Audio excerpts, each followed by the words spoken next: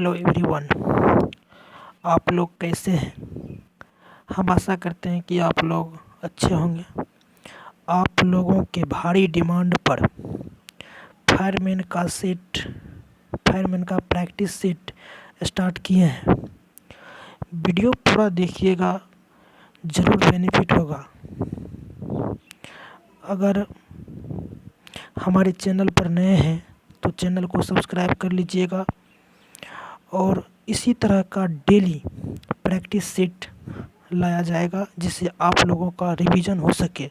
और हमारे Telegram group पर आप जैसे बहुत विद्यार्थी जुड़े हुए हैं जिस पर कि डेली क्विज होता है और आप अपना तैयारी का अनुभव लगा सकते हैं। इसीलिए आप टेलीग्राम ग्रुप से ज्वाइन हो जाए, जिसका लिंक वीडियो के डिस्क्रिप्शन में होगा। और आप लोग जितने भी ग्रुप चलाते हैं उस सभी ग्रुप में शेयर कीजिएगा, तब तो विद्यार्थी यहाँ जुटेगा और कंपटीशन का माहौल होगा।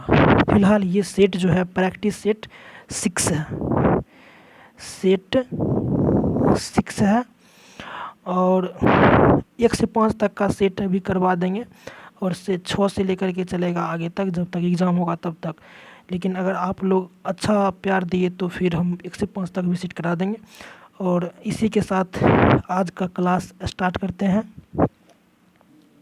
चलिए, फर्स्ट क्वेश्चन स्टार्ट है हिंदी से। निम्नलिखित में कौन सा शब्द पुरुष का विलोम है। ए में है स्त्री, बी में है आदमी, सी में है कोमल, डी में है कठोर। इसका सही आंसर हो जाएगा ऑप्शन नंबर ए स्त्री। ऑप्शन नंबर ए स्त्री हो जाएगा। और इसी प्रकार दूसरे क्वेश्चन को लेकर के चलते हैं। दूसरा प्रश्न है, निम्नलिखित में कैसे कौन सा शब्द उद्धृत का विलोम है। ये बहुत इम्पोर्टेंट क्वेश्चन है, बहुत इम्पोर्टेंट है। ए नंबर में है उद्दंड, बी में है विनीत, सी में है उग्र, डी में है स्वतंत्र। तो इसका राइट आंसर हो जाएगा विनीत। उद्धृत का विलोम क्या हो जाएगा, विनीत हो जाएगा। और तीसरा नंबर सवाल है कि हरि शब्द निम्नलिखित में से किस अर्थ में प्रयुक्त नहीं होता है। तो ए में है शेर, बी में विष्णु, सी में भ्रमर, डी में वानर है। तो इसका जो राइट आंसर हो जाएगा भ्रमर। हरि शब्द में किस अर्थ में प्रयुक्त नहीं होता, तो भ्रमर में प्रयुक्त नहीं होता है। ठीक।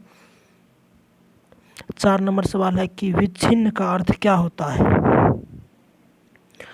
तो ए में है टूटा हुआ, बी में है जुड़ा हुआ, सी में है छना हुआ, डी में है थोड़ा हुआ। तो इसका राइट आंसर हो जाएगा टूटा हुआ। दूध का धुला होना का आशय क्या है। ए में है सफाई पसंद होना, बी में है घमंडी होना, सी में है गोरा होना, डी में है निर्दोष होना। इसका राइट आंसर हो जाएगा निर्दोष होना। नहीं कहता है कि दूध का धुला हुआ है, मतलब कि निर्दोष है, बेचारा पर कोई भी आरोप नहीं है। नेक्स्ट सवाल है कि निम्नलिखित में से कौन सा तद्भव शब्द है। तो ए में है आदेश, बी में है अर्ध, सी में है ओठ, डी में है भाग। तद्भव शब्द किसको कहते हैं, तत्सम के बिगड़े हुए रूप को तद्भव कहते हैं। अर्थात इसका राइट आंसर हो जाएगा ओष्ठ। क्या हो जाएगा, ओष्ठ हो जाएगा। इसका राइट आंसर ओष्ठ होगा। और 7 नंबर सवाल में निम्नलिखित में से कौन सा वाक्य शुद्ध है। शुद्धिकरण से सवाल तो आता ही है। तो ए नंबर में है यह विद्यालय का सबसे सर्वोत्तम छात्र है। ये विद्यालय का सबसे सर्वोत्तम छात्र है। यह विद्यालय का सर्वोत्तम छात्र है। यह विद्यालय के लिए सर्वोत्तम छात्र है। तो इसका राइट आंसर हो जाएगा यह विद्यालय का सर्वोत्तम छात्र है, क्योंकि यह विद्यालय का सबसे सर्वोत्तम छात्र है, ये भी अशुद्ध है, इसको भी काट दीजिए। और ये विद्यालय का सबसे सर्वोत्तम छात्र है, ये भी गलत है। और इसका राइट आंसर हो जाएगा ये सी नंबर। कान भरना मुहावरे का सही अर्थ क्या है। ए में है प्रशंसा करना, बी में है चुगली करना, सी में है बहुत बोलना, डी में है बकवास करना। तो इसका राइट आंसर सभी को जानता होगा, चुगली करना। नहीं कहता है कि उसका कान भर दिया, चुगली कर दिया। 9 नंबर प्रश्न है कि धरती पर पैर नो पड़ना का तात्पर्य क्या है। खुशामद करना, विनती करना, बहुत खुश होना, कल्पना करना। तो तो इसका राइट आंसर हो जाएगा सी, मतलब बहुत खुश होना। धरती जितना खुश है धरती पर पैर नहीं पड़ता, बोलता है गांव घर में बहुत लोग बोलता है। जहाँ पहुँचना कठिन हो वह स्थान कहलाता है। ए में है दुर्लभ, बी में है दुर्बल, सी में है दुर्गम, डी में है दुर्मर। तो 10 का सी हो जाएगा दुर्गम स्थान। नहीं कहता वहाँ पहुँचना बहुत ही कठिन है, दुर्गम स्थान है।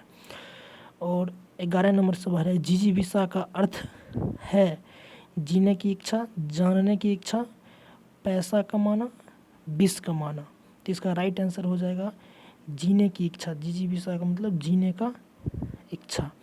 और इंग्लिश का सेट आया है, तो इंग्लिश में क्या कह रहा है, this choose the word which the opposite side meaning to the given word. मतलब कि जिसको हम लोग हिंदी में कहते हैं विपरीतार्थक शब्द, वही कहता है अपोजिट। तो क्या होता है, ओटोमनी का विपरीतार्थक मतलब अपोजिट वर्ड क्या होगा, इसका वर्ड हो जाएगा सब्सक्रिप्शन, ये हो जाएगा। फिर स्टार्ट करते हैं 13 नंबर से। 13 नंबर में भी वही है, अपोजिट मीनिंग करना। JENITH जेनिथ का मतलब हो जाता है non dad, option number A हो जाएगा। और 14 से 15 में कहता है कि blank the approve right preposition का कहता है, तो I must be faithful dash dash you. तो इसका हो जाएगा टू यू। 14 का ये हो जाएगा। 15 का Munni is good, Munni is good at music, Munni is good at music हो जाएगा। और हम लोग आ गए हैं मैथ के सवाल पर, तो देखते हैं क्या कहता है मैथ के सवाल में कि एक व्यापारी अपने माल का बिक्री मूल्य क्रय मूल्य से 50% अधिक पर अंकित करता है। वह अपने माल को अंकित मूल्य से 20% कम पर बेचता है, तो उसका लाभ प्रतिशत। मैथ का क्वेश्चन है, इजी है, सॉल्व हो जाएगा। देखिए हम बनाते हैं, ध्यान से देखिएगा। तो लेट माना क्रय मूल्य क्या हो जाएगा इसका, एक मिनट मेरा पेन नहीं चल रहा। सीपी कितना हो जाएगा, सीपी हो जाएगा मेरा 100 रुपया। ठीक है, सीपी 100 रुपया हो गया। तो अंकित मूल्य क्या कहता है, 50 रुपया अधिक। तो अंकित मूल्य क्या हो जाएगा, अंकित मूल्य क्या हो जाएगा 150 हो जाएगा। ठीक है, अंकित मूल्य 150 रुपया हो जाएगा। तो विक्रय मूल्य क्या कहता है कि देखिए विक्रय मूल्य ये हुआ क्रय मूल्य, विक्रय मूल्य को एसपी कहते हैं। ठीक है, तो एसपी बराबर लिखेंगे कि 150 माइनस 150 का 20/100। ठीक है, क्योंकि जो कह रहा है लास्ट में कि 20% कम, अंकित मूल्य से 20% कम, क्योंकि अंकित मूल्य 150 है, तो 150 में से 20% घटा देंगे तब तो उसका निकलेगा, अंकित मूल्य से 20% करते। इसको हल कीजिएगा तो क्या आ जाएगा 120 आ जाएगा। इसको 150 माइनस आ जाएगा कितना 30, तो 120 आ जाएगा। मतलब क्या हो गया, क्रय मूल्य हमको हो गया 100, विक्रय मूल्य हो गया 120। और हम जानते हैं कि लाभ बराबर क्या होता है, लाभ बराबर होता है क्रय, लाभ बराबर लिखिए, लाभ बराबर क्या होता है क्रय मूल्य बट्टे लाभ प्रतिशत पूछ रहा है ना, लाभ प्रतिशत, लाभ बट्टे क्रय मूल्य। तो लाभ कितना रुपया का हुआ, तो 100 रुपया का वस्तु था जिसको 120 रुपया में बेचा, तो 20 रुपया का लाभ हुआ, 20 रुपया का लाभ हुआ बट्टे क्रय मूल्य। क्रय मूल्य कितना है 100 रुपया है, सीपी क्रय मूल्य 100 है, और गुने 100 होता फॉर्मूले होता है ये 100 से 100 खत्म, अर्थात 20%। क्या निकल गया, एक मिनट थोड़ा ऐसे, अगर आप लोग समझ गए होंगे तो 20% हो, 20% इसका आंसर हो जाएगा, अर्थात इस ऑप्शन नंबर सी राइट हो जाएगा। अगर नहीं समझ में आया होगा तो कमेंट कीजिएगा, फिर से समझा देंगे। हम अपना बोर्ड थोड़ा मिटा लेते हैं, एक मिनट देखिएगा फिर से, उसके बाद नेक्स्ट क्वेश्चन देखेंगे। अच्छा से समझ में आएगा, टेंशन मत लीजिए। ठीक। देखिए न्यू क्वेश्चन, न्यू देखिए क्या कहता है।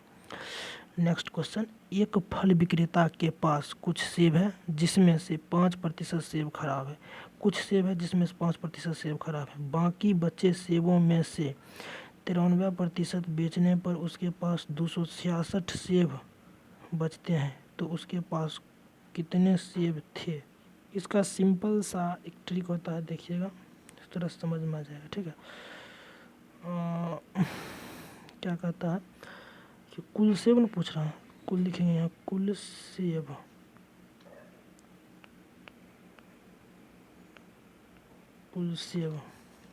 बराबर, थोड़ा सा जगह का अभाव है तो इसीलिए आप लोग एडजस्ट कर लीजिएगा।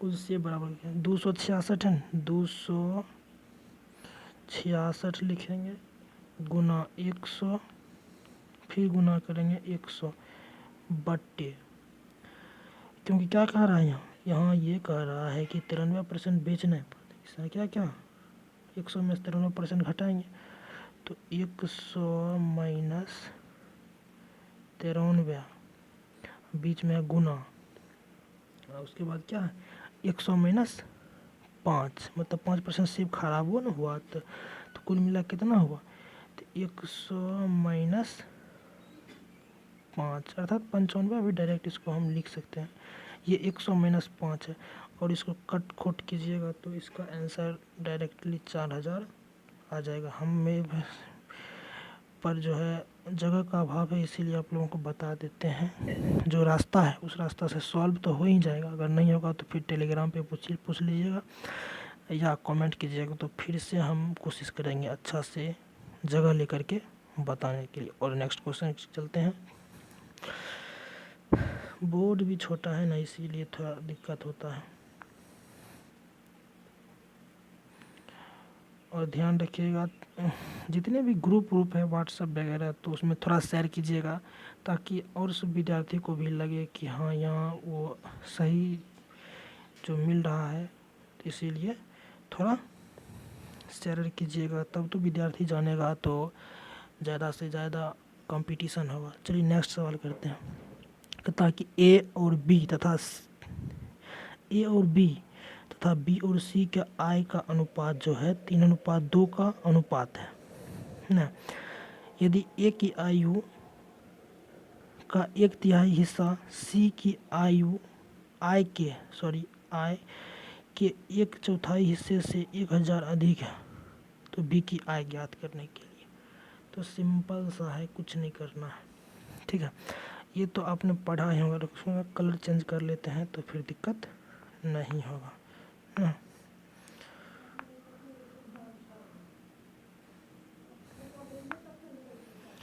क्या करता है, ए अनुपात बी है। ठीक है, ए अनुपात बी बराबर बी अनुपात सी है। ठीक है, तो इसको हम जैसे 3:2 लिखा हुआ है, 3:2 लिखा हुआ, जिसको लिख सकते हैं A ratio B ratio C equal to 9:6:4 आ गया। और प्रश्न के अनुसार में हमको जो दिया है, थोड़ा बोर्ड को मिटाना पड़ेगा।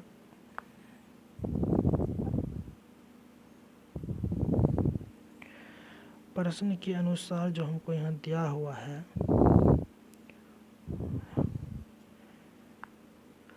यहाँ जो क्या है 1/3 ए बराबर क्या कह रहा है 1/4 है 1/4 सी, क्या कह रहा है 1000 ज़्यादा है, यही नहीं कह रहा। तो इसको सॉल्व कीजिएगा ना। ठीक है, तो ये हो जाएगा 9x/3 बराबर आ जाएगा 4x/4 इजकल टू 1000। तो इस तरह x का वैल्यू जो आ जाएगा, x का वैल्यू मेरा आ जाएगा 500, और बी का आई बोल रहा है, तो मतलब बी का जो ABC का रेशियो जो निकाल लेते थे, तो बी का 6x निकला था। 6x, 1 मिनट, 6x निकला था। तो क्या करेंगे, 6 गुण x का मान कितना निकला, 500, तो अर्थात कितना हो गया, 3000। 3000 आंसर कितना है,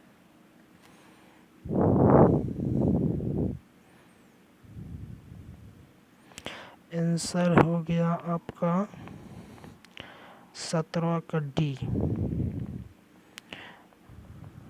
अस्थिर से सॉल्व करना है, दिक्कत है, घबराना नहीं है और अच्छा से सॉल्व हो जाएगा। ठीक,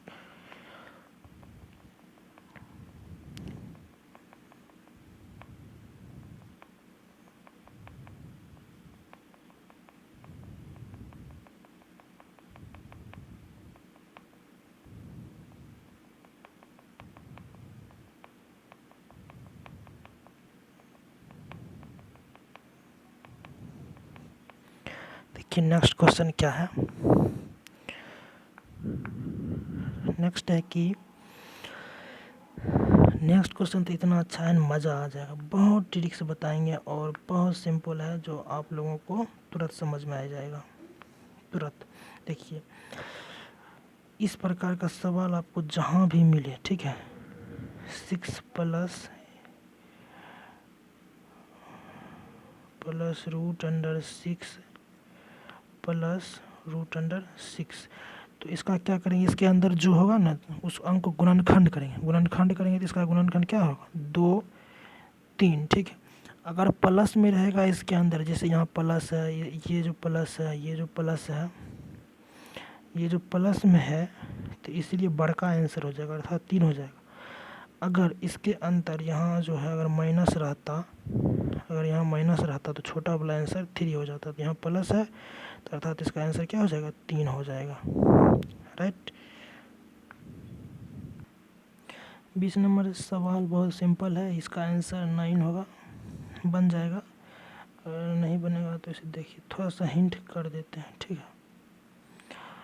इसमें देखिए क्या कह रहा है, पहले सबको जैसे डिजिट में सजा देंगे, ठीक है। 5 P9, ठीक है। 9 वही, 3 R 7 2 Q8, ठीक है, सजा दिए। और क्या निकला, इससे जो है इस सभी को जोड़ देंगे, ऐड कर देंगे, इस सभी को ऐड करेंगे तो मेरा क्या आ जाएगा, 24। कितना आ जाएगा, ये थोड़ा सा लिखने में प्रॉब्लम हो रहा है, 24 आ जाएगा, ठीक है। जब 24 आ जाएगा तो 2 कैरी होगा, ये कैरी 2n होगा जी, तो 2 कैरी होगा, तो क्या हो जाएगा यहाँ, तो P plus Q plus R बराबर 9 हो जाएगा। P plus Q plus R बराबर 9 हो जाएगा, अर्थात P plus Q plus R बराबर 9 हो जाएगा, ठीक।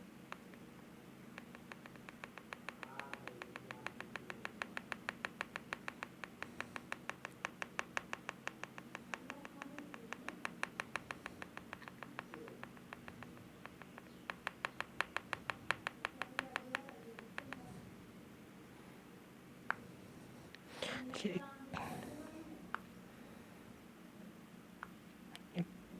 21 नंबर सवाल है कि यदि किसी त्रिभुज की दो बराबर भुजाएं, तीसरी भुजाएं के परिमाप 55 मीटर हो, सॉरी, यदि किसी त्रिभुज की दो भुजाओं तीसरी भुजा के 3 गुने से 4 मीटर अधिक हो, अर्थात 3 गुने से 4 मीटर अधिक हो और त्रिभुज का परिमाप 55 मीटर है, 3 गुने से 4 मीटर अधिक, त्रिभुज का परिमाप 55 मीटर है, तो त्रिभुज की भुजाओं की लंबाई याद करें कहता है ना।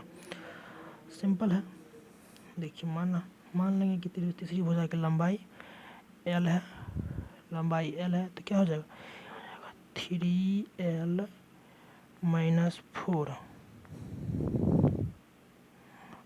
इंटू प्लस हो जाएगा इंटू 3L माइनस 4, क्योंकि त्रिभुज का जो परिमाप होता है प्लस L बराबर 55 हो जाएगा, ठीक है, 55 होगा, तो L बराबर साधारणतः निकल जाएगा 9 मीटर। त्रिभुज की तीनों भुजाओं की लंबाई तो 23 हो जाएगा, 23 जो कि ऑप्शन नंबर बी में है। नो हाँ, इसका जो है इसका आंसर हो जाएगा लंबाई भी हो जाएगा 23, चौड़ाई भी हो जाएगा 23 और ऊंचाई जो है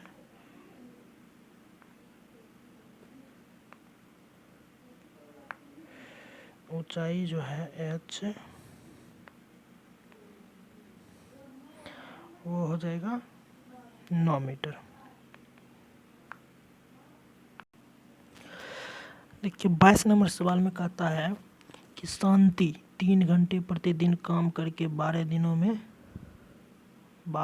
में जो है काम को इतने किलो रुई काटती है, मतलब इतना काम करती है। यदि वह 4 घंटे प्रतिदिन काम करे तो 10 किलो रुई कितने दिन में काटेगी। देखिए इसका फॉर्मूला होता है P1 T1 बट्टे W1 बराबर P2 T2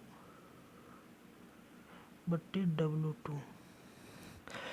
और टाइम एंड वर्क का सवाल है, और टाइम एंड वर्क को हम 3 पार्ट में इतना अच्छा से पढ़ाए हैं कि बहुत अच्छा रिस्पांस मिला। आप लोग जाकर के एक बार उस वीडियो को देखिएगा, और उसके बाद टाइम एंड वर्क से एक भी सवाल आप लोगों को नहीं छूटेगा, ठीक है। देखिए क्या कहता है कि 3 घंटे प्रतिदिन काम करके 12 दिनों में इतना रुई सीती है। तो एक्स आदमी ने पूछा कितने दिन मतलब लगेंगे, ठीक है। तो x गुना 4 बटे W1 कितना 10 बराबर 12 गुना 3 बटे 2, ठीक है। देखिए 4 तिया 12, 2 पच्चे 10, ठीक है। अब देखिए 3 तिया 3 गुना 3 3 तिया 9 पच्चे 45, अर्थात x बराबर 45 डे,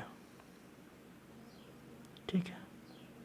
45 कितने दिन लगेंगे, तो वही तो पूछ रहा है ना। P1 T1 बटे, देखिए P1 को कहते हैं मतलब आदमी कहते हैं, समय कहते हैं T1 को, और W1 को कार्य कहते हैं, ठीक है। समझ में आ गया होगा। और फिर नेक्स्ट पार्ट चलते हैं। नेक्स्ट है क्या 2 सिलेंडरों का आयतन समान है, वॉल्यूम उसका समान है, तो उनकी ऊंचाई का अनुपात 1:2 है, तो उनकी त्रिज्याओं का अनुपात क्या होगा। देखिए सबसे पहले हम इसमें क्या करेंगे कि ऊंचाई जो दिया हुआ है हमको h1 बराबर कितना दिया हुआ है, h1 बराबर 1 दिया हुआ है, और h2 बराबर क्या दिया हुआ है 2 दिया है। रुकिए कलम चेंज कर लेते हैं थोड़ा।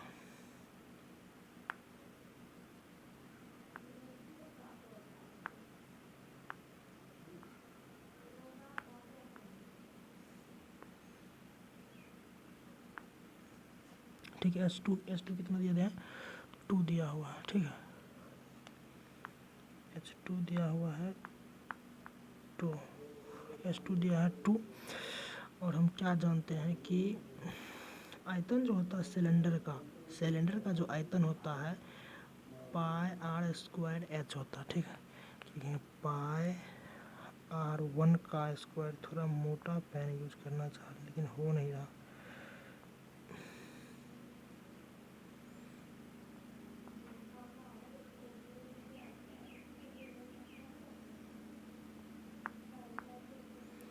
πr²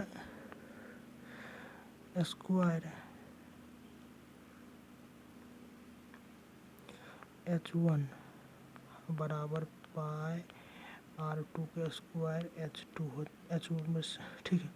और क्या होगा इस h से इस h को ख़त्म कर देंगे, ठीक है। ख़त्म क्या करेंगे, उसका मान है 1 2 बैठा देंगे, ठीक है। ख़त्म नहीं हुआ, पाई ख़त्म हो गया, ठीक है।